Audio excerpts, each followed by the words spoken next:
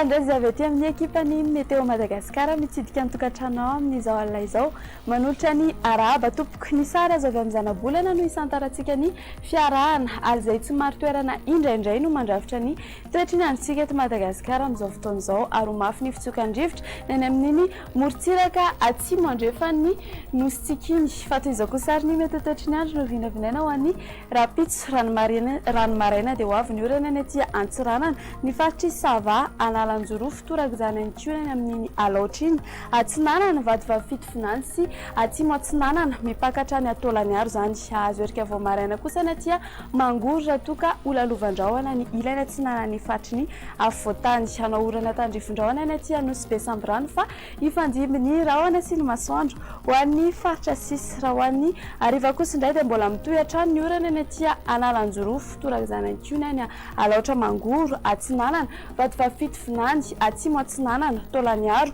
ny ilany Atsinanana ny Automatsiatra sy Iorombe iny raha toa ka azo oram-baratra ny faritry Diana Sava fa iseho zany amin'ny alina ny any amin'iny faritry Sofia Boeny Betsiboka ary ny faritany Antananarivo Ray Manontolo iny ifandimby kosa ny rahona sy ny masoandro ho an'ny faritra sisa izay tsy voatonona teo ny maripana ny tombatombanana ho an'ny rapitso ranomaraina dia 13°C ny ambany indrindra hitantsika aty Vakinankaratra eo amin'ny 9°C eo kosa ho antsika eto Analamanga ny maripana mafana indrindra kosa indray ary dia hitantsika any amin'ny manodidina ny Mahevatanana any 13°C ny faritry ny Afovoantany moa dia eo amin'ny 4 ka hatramin'ny 9°C raha hipita ranomasina ianao dia tsara ho fantatra ihany reto manaraka reto ifandimby ny rahona sy ny masoandro any a Paris, Milan, Johannesburg, Nairobi torak'izany antionany